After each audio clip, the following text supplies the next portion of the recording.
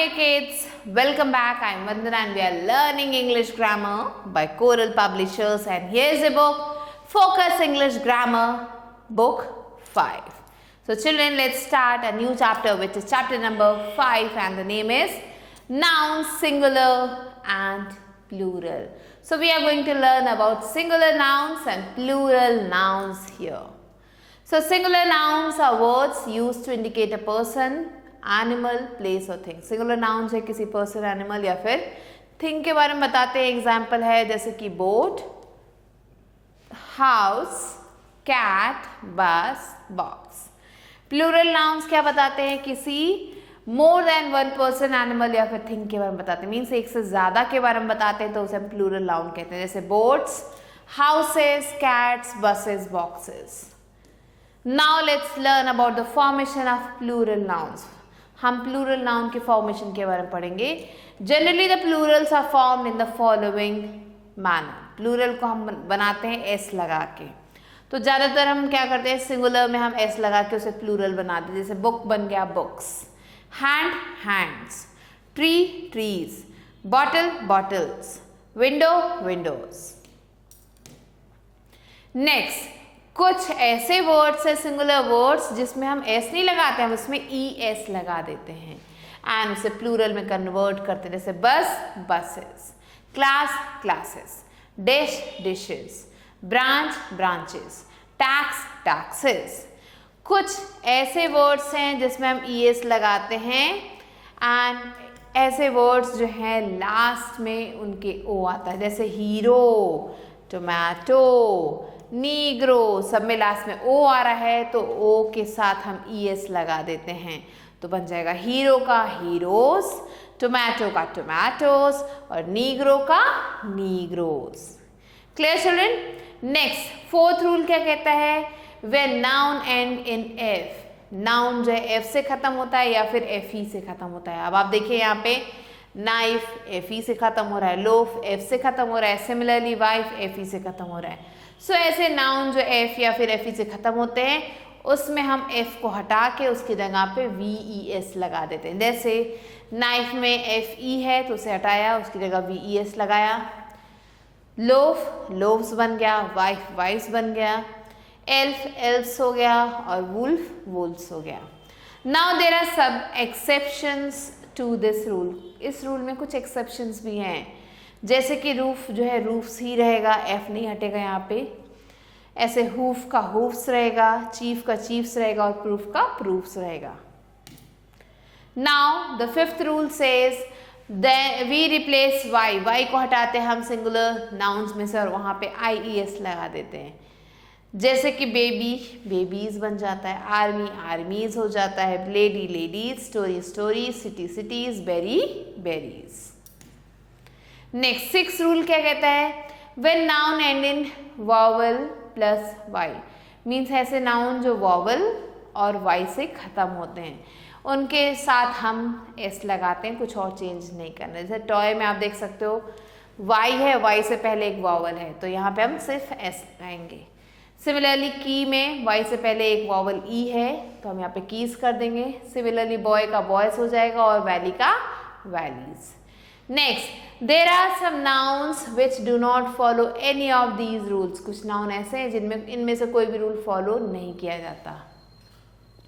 Some of these nouns form plural by adding suffix. कुछ nouns को plural करने के लिए हमें सफिक्स लगाना होता है एस या फिर ई एस की जगह पे. सो चाइल्ड बन गया चिल्ड्रेन और ऑक्स बन गया oxen. Some of these nouns form plural by changing a singular letter or several letters of a singular form. कुछ nouns जो हैं उनमें हमें एक लेटर हटाना होता है या एक से ज़्यादा लेटर हटाना होता है उसे सिंगुलर से प्लूरल में करने के लिए.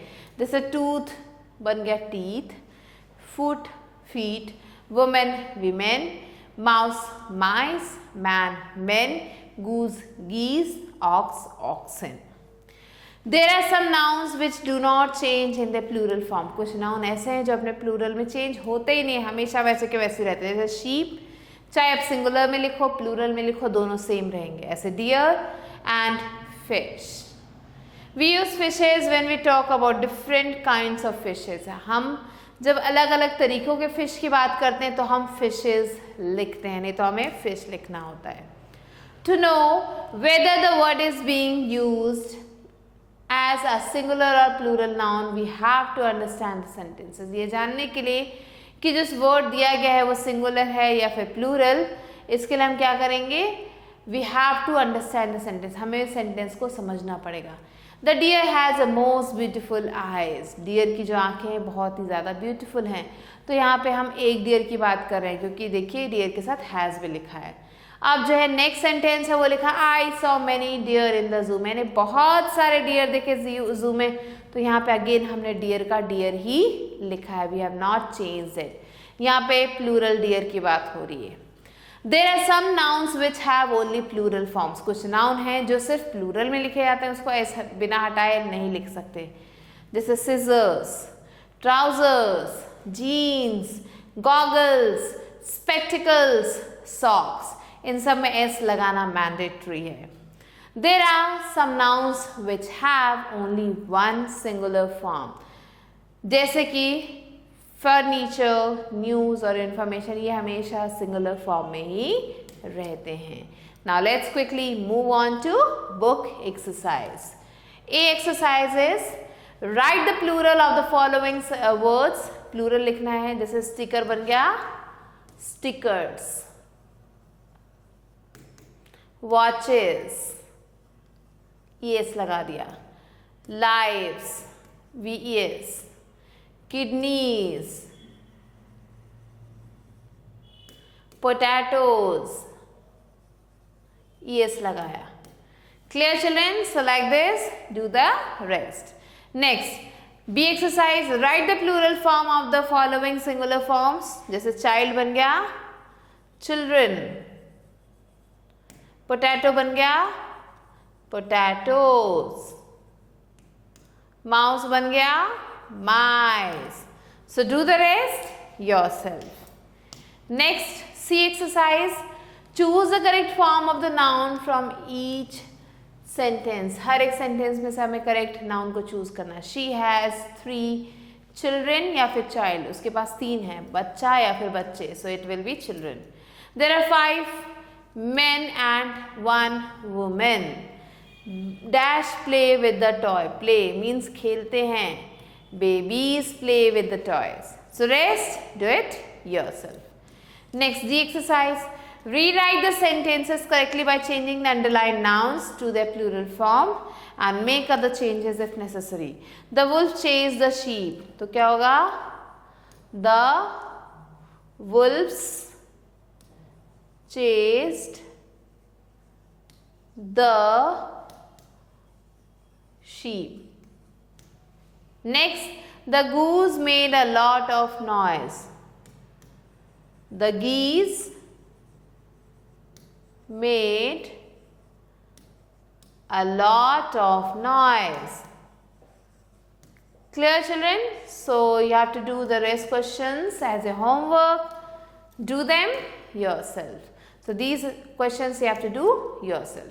And with this we have completed singular and plural. I hope you enjoyed learning it. I'll be meeting you soon children with a new video. Till then, stay tuned and thanks for watching.